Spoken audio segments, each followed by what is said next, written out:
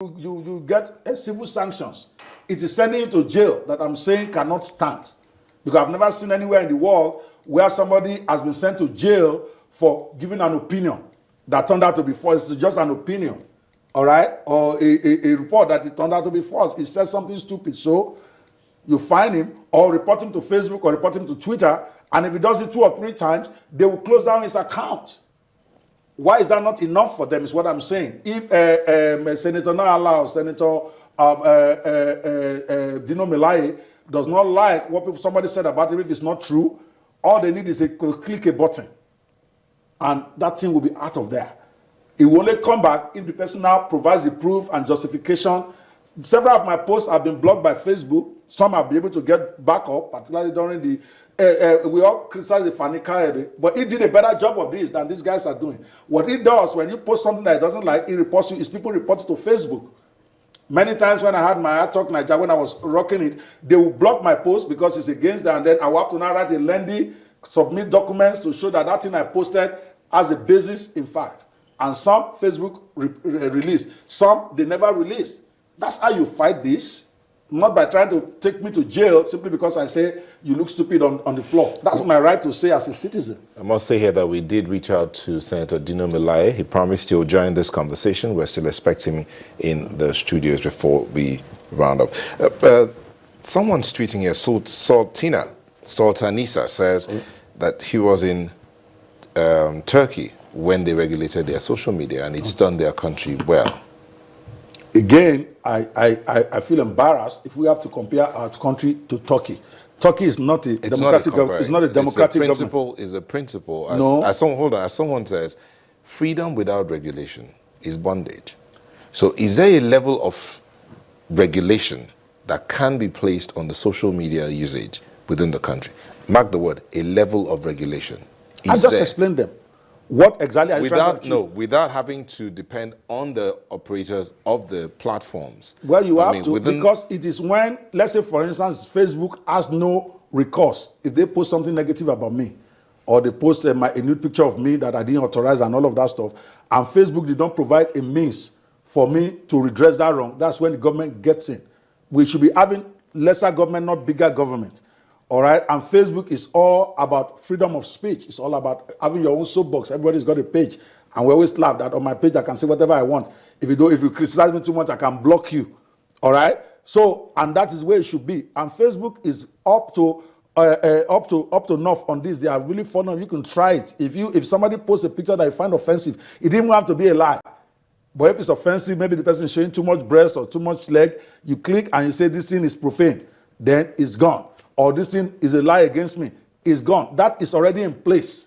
And I'm saying there's no need. So talking about places like Turkey where they cut off people's hand for stealing $5, is that the kind of country I want to compare my country with? That's a repressive country. It might have done them well. Why are we not comparing it to China? China too blocked Facebook at some point.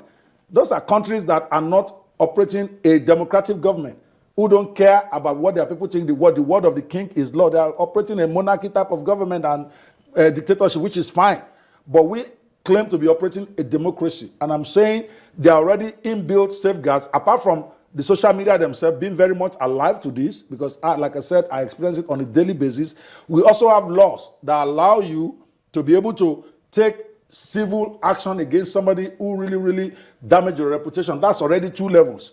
All right, I'm saying the criminal part is what I found offensive because it's unnecessary. But the law did not say you cannot say your opinion. Yes. It only says if the opinion is false. If the opinion is false. Yes, and you are going to get a lot of false opinions because it's a marketplace. When you reach Oyigbo market, somebody will call you and say, have you heard what Fashola did yesterday? Before that, what he did yesterday is one thing he said. Though. By the time you get to the 10% in the market, it's already 20. It's the marketplace. A lot of rubbish happens. And that's just a fact.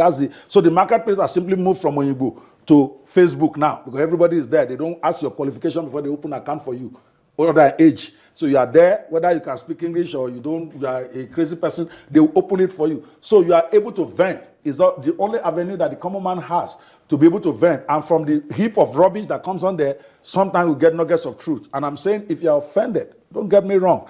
I have no problem with stopping false information. I'm simply saying it's already there. And the law, the way it is framed, is a minefield. in the sense that it covers me. I follow you on Facebook. All right? You post. I always like the way you talk. You post something that turned out to be false, and I share it innocently on my team, but I've shared it. That's what the law says. All right? That means they can arrest me. So if they've been looking for me because I've been criticizing Dino Melaye or Saraki, for instance, all they need to do is be watching my page until the day I will go and share something from a Jimmy Disu or any of those people that I follow, and then maybe when they posted it, they also didn't over double check. There's no affidavit and all of that stuff, and I shared it. They might not arrest you. They may not arrest the Jimmy Disu. They might arrest me because it's me they are really looking for. And that's the point. Sahara Reporters is registered in America. If they want to sue him, let them go sue them there. They have lawyers. So Nigerians are also saying that the Senate is being used as a tool to bring back the Decree 4 of 1984, President Buhari's anti-press. I would be shocked if President Buhari has any hand in this. I am an unrepentant Buharis at this point. But if he has a hand, I repent, I resign, and I become an enemy. I don't think so. I don't believe so. From the antecedents of the man in recent times, I will be absolutely shocked if President Buhari has any hand in it. He does not, and let's not bring his name here. Let us mention the name of people that we are seeing until we see the hand of Esau. My point is Nala, Senator Nala that has introduced it, and then the people that have stood up to come and support it, Senator Dino Melaye, Senator Biodun Olujimi, Aliun Dume, who himself has had to face a lot of public outcry over his suspected ties to terrorists. He was arrested for it, so it's not like I'm trying to malign him. So these are people that have, why is it that people that are supporting this are people that have had to face the eye of the public storm? All right, why is that? Why are they? So that is my point. I don't think, but it does have the effect of working as Decree 4. It's our final moment with Dr. Okpe Bamwo. A lot of Nigerians have been reacting. I mean, Twitter is agog with comments here and there. The law of defamation of character, you said it earlier, covers this whole area. Yes. Now, the question that I would want to ask is, this bill, if it goes into law, is against publication without affidavit for petitions. But does it have anything against government lying to the people on social media? So who will take the government to jail? Your guess is as good as mine. Of course, they are not talking about themselves because they already assume that the masses have no power. They can do to us whatever they wanted. But the masses continue to let them understand that we rule, not them. Okay, they are getting it gradually.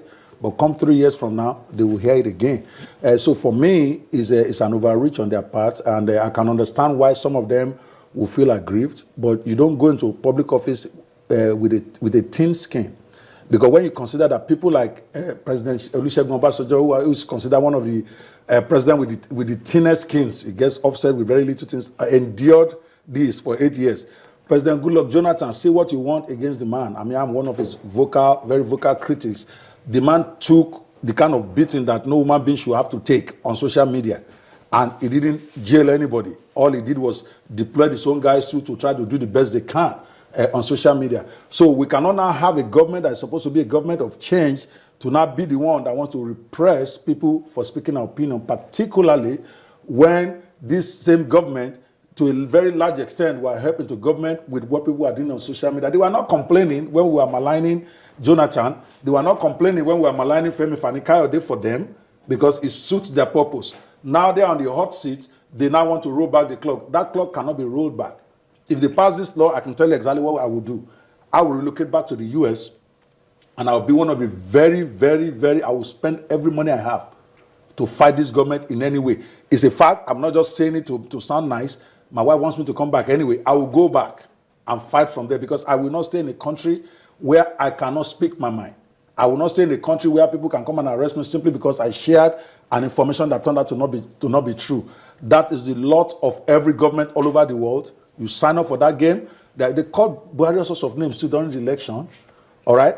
He took it. He should continue to take it. If your skin is too thin and you don't want people to come and show the picture of the wine glass that you yourself posted the picture on Facebook, if you don't want people to malign you for being bold enough to come and show us 100,000 worth of a bottle of champagne, then leave politics. If you don't want people to speculate on whether you have stolen money in a former bank that you used to be president of, then leave the government.